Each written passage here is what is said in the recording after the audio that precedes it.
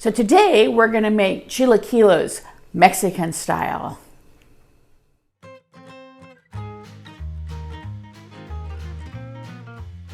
Hi, today we're going to make some chilaquiles gringo / Mexican style. I'm a gringo, but I learned how to make chilaquiles from a gal that lived down, it was actually kind of a funny story because she was raised in Holland, but she married a Mexican, and she's one of the best Mexican cooks I've ever known.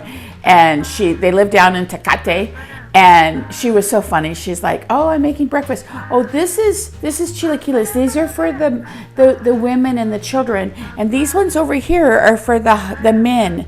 And I'm like, well, "What's the difference?"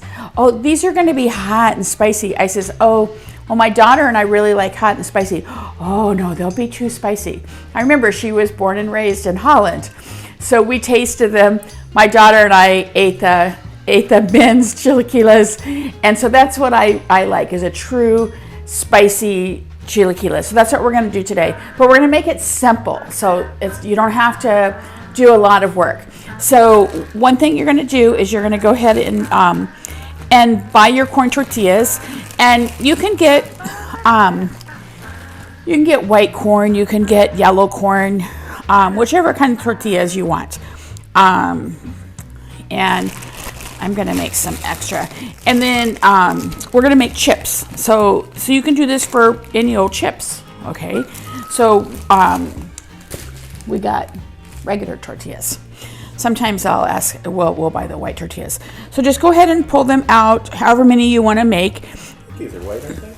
No, they usually say white corn. Oh, maíz blanco. Oh, you're right. Yep. They didn't say it in English, so. Okay, so you're going to cut your tortillas in half. Okay, then I turn it because it's easier for me to move a knife a certain way instead of trying to turn it funny. So then you're going to cut it in half again. And then I'm going to turn it. And then you're going to cut that half in half again. This is like fractions math class. This would actually be a good way if you had some children that are having trouble learning their fractions. This would be a great way to teach them, because I don't know, I learned fractions better with food. And my oil is almost hot here. Now remember to use a solid oil or a solid shortening and a liquid oil. I use coconut fat, what is it? It is coconut oil because it's solid. I was thinking I had it wrong. So I use coconut oil as my solid, and then I use avocado oil as my liquid. And so you can use Crisco and vegetable oil. It really doesn't matter. But splitting them about half and half, the tortillas seem to fry up better. So if you want to just kind of put your hand above it, and if you can feel the heat, it's probably just about ready. But what you want to do as a double check, this tortilla is going to come apart. This is going to make a funny one. Is just put it in and see how it's sizzling. So it's going to be ready. So what you want to do is just going to go ahead and drop them in here. I find that tortillas that aren't fresh are actually better. These are really fresh. We just bought them yesterday. I was out of tortillas because if you buy the fresh ones, then they separate like this. Hello. That one talked. And so just go ahead and drop them in here, and you don't want them to overlap. And then you're going to want to turn them. So you want to be able to have a container that you can take care, that you can manage, or just put in less if it gets a little too ahead of you. So you want to turn them all over, and you can see which ones you haven't turned over because they have these little bubbles, little air pockets on the top. And if you're not sure if you turned them over, go ahead and just turn them over again. Okay, then you're going to kind of feel them, and if they're starting to get crunchy, crispy, solid, then you're going to want to pick them out. And you'll notice they stop sizzling quite as much when they start getting done. So then you're just going to want to pull them out and put them on. I just use a cookie sheet with some paper towels on it. Same thing I do when I'm making my tortillas for my enchiladas. But this time we're not going to have to use layers. So just put a thicker layer of your paper towels on there depending on how many tortillas, how many chips you're going to fry up. So you can see that these are hardly sizzling at all, so you know that they're crispy. But you want to get them out before they're too crispy. Okay, then we want to spread these out so that the oil will get off of them. And then we're going to go ahead and start our next batch. I saw that hand sneak in there.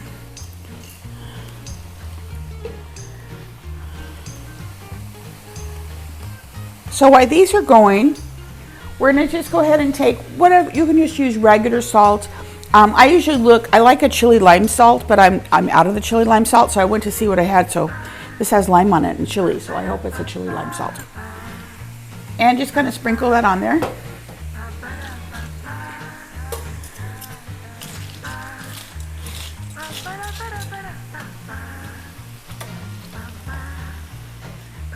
Okay, then so I'm going to go ahead and season those. And then these first ones, I'm going to go ahead and put in my bowl. Because remember, I want to have enough room here.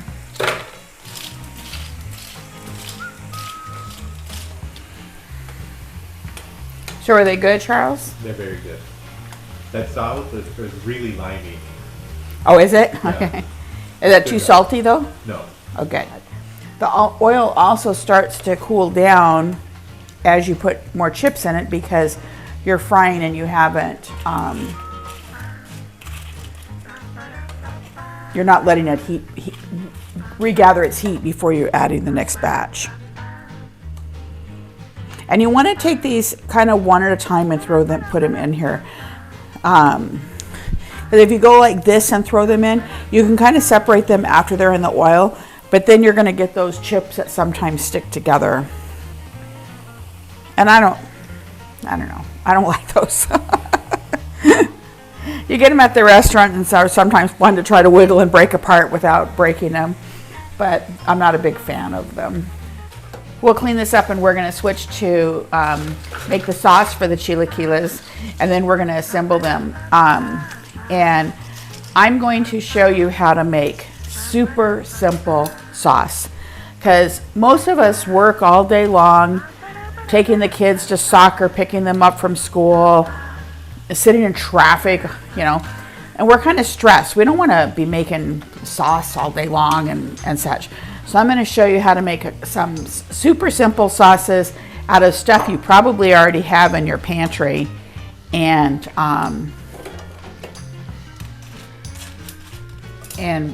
what's what we're going to do with this. So remember, like, share, and subscribe to our channel. Share it with your friends. You're enjoying our videos, and your friends will love you for sharing, for letting them know about our videos as well. Okay. So we've cleaned up our mess, and just a reminder that you want to strain your oil when it's cooled down and save it for next time. You can watch my oil video. It's a wonderful video, great time-saving tip. So we're going to make some really easy chilaquile sauce. And we're going to make red and green. So sometimes people call it Christmas, sometimes people just say red, or sometimes people say green. So we're going to make it Christmas style. So the way we're going to do this, like I said, we're going to make this really simple. So just any kind of salsa, okay? It doesn't matter. You can make your own. You can use paste picante. This is one that, okay. This is one I've never used before, but it looked really good. It was on sale. It looked really good. It's nice and chunky, so I'm hoping it's going to be as good as it looks. So I'm going to go ahead and put this whole... If only you had a chip that you could dip in and try it. Oh, yeah. I'm going to go ahead and use the whole jar. Okay. And then they usually thin the salsa down with either chicken broth or water. So I like mine really nice and rich, and so I'm going to thin it down with just some canned enchilada sauce. So we're going to use the red with the salsa. So we've got, so this is going to be our red part of our Christmas sauce. And then we just want to turn this on low, because we're just going to heat it up enough to blend it. Okay, so then for the green sauce, we're going to use green enchilada sauce. Okay, and I'm going to I'm not going to dirty something extra, so I might get a little Christmas in my, little red Christmas in my green. To spice up the green sauce, I'm going to use some of these hatch chilies. So I'm going to go ahead and put a couple big spoonfuls of this hatch chili in here, because remember that I started off with the thin part this time. And if you stir it like this, like I'm doing, and then you decide you want more, you don't want to use this spoon to go in here because you don't want to contaminate anything in that jar. So if you wanted more, get a clean spoon. So I'm going to go ahead and just put these on low. So you can see how this salsa, the enchilada sauce, thinned it down, but it's not too thin. It's still got some nice thickness to it. Okay, so the sauce is nice and warm. You can see it's bubbly. You can see the steam coming off of both of these. And so now we're going to add our chips.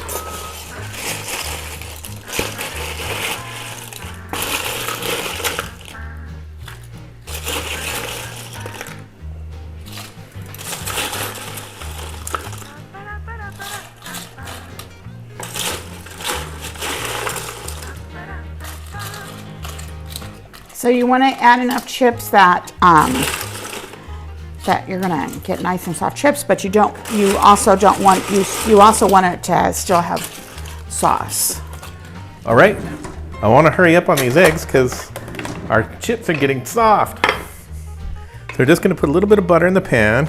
Egg. So explain how you put your eggs in the cups. Oh yeah, so I put my eggs in the cups so that they're just easier to manipulate. Like I've cracked them over at the sink, so if I spill something, it's in the sink. I can put the eggshell in the compost. I've got the eggs in these cups, and they're just easy to work with. Just gonna put those right on the heat. And Karalee says she's not gonna take these with us when we move into our RV, so I'm gonna have to learn to cook without them, but I like having them. They're good to cook with. So I got a little bit of water all ready to go. So this is an easy way to baste an egg. So one thing I like to do is just make sure that the egg's actually going to move. See, like this one's stuck up here on the side here, so I want to kind of get it going. That way when I remove the eggs, I'm not going to break the yolks, because that's what makes the yolk break, is if you don't get it up on the spatula when you transfer it to the plate. You go ahead and add your water. Now the problem is ours doesn't baste as well as they should, because our pan has this hole in it. Yeah. So cover that. It's not letting out that much steam. Okay, so we're ready to plate. So we didn't leave ourselves very much room here to plate. So traditionally what they'll do is they'll put the green on one side and the red on the other side, so it's truly looks like Christmas. So we're gonna go ahead and do that.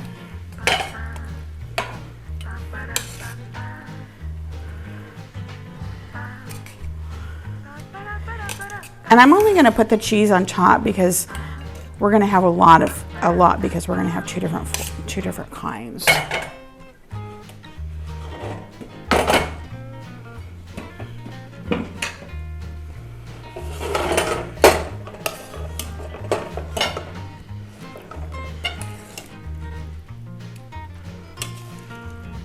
And hopefully the sauce is still warm enough it's gonna melt some of this. Now, you can serve chilaquiles like this. You can serve them with potatoes. Typically when they're served for breakfast, they're served with potatoes and refried beans. Then you want to put your egg on top. Charles uses this really big spatula. It's as big as I am.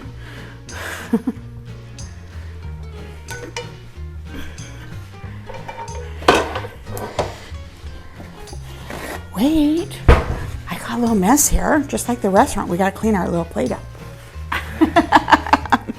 So here we've got Christmas chilaquiles. And like I said, you can serve them with potatoes. You can serve them with refried beans. Sometimes they'll serve them with rice. This is plenty. This is a big dinner for us. So we're gonna really enjoy these. So let's go ahead and get a fork here. And so, which egg is mine? Doesn't matter, this thing. Okay. I like to break my yolk. Oh, Yeah. the yolk didn't It get. took a little too long. Yeah, I took too long. So then that gets all runny, but it's okay.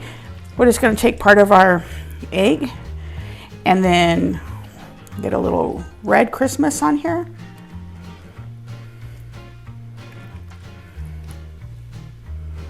Now we got a lot of cheese here.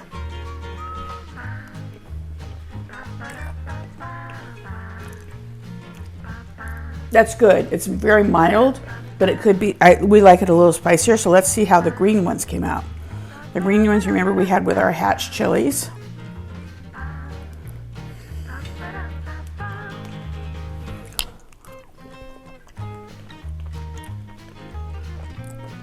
And the green spicier.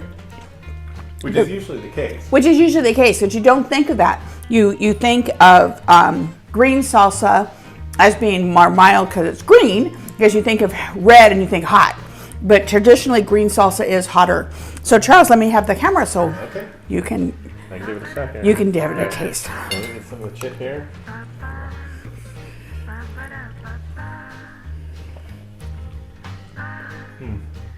That's good. I like green salsa. It's made with tomatillo instead of tomato. It's a little sour. It almost tastes limey. And it's definitely very spicy. I like that. Those hatch chilies are good. Let's try the red. That's good too. It's earthy. Red salsa tends to taste more. Red sauce tends to be more earthy, and it's definitely got a good tomatoey flavor. So it's got a lot of the what am I looking for? The acid from the tomato. Really good. This is going to be a great meal. So remember that when you're having your chilaquiles, that I don't know what I was going to say. These are really a quick, easy way to make these salsas. You can slave all day and make salsas another way. I have a can of tomatillos I almost started using. I'm like, no, I want to use it a simple way. So it's a simple way. So thank you very much for attending today, watching our video. Please like, share, and subscribe. And thank you for joining us for dinner for Wonder About Us.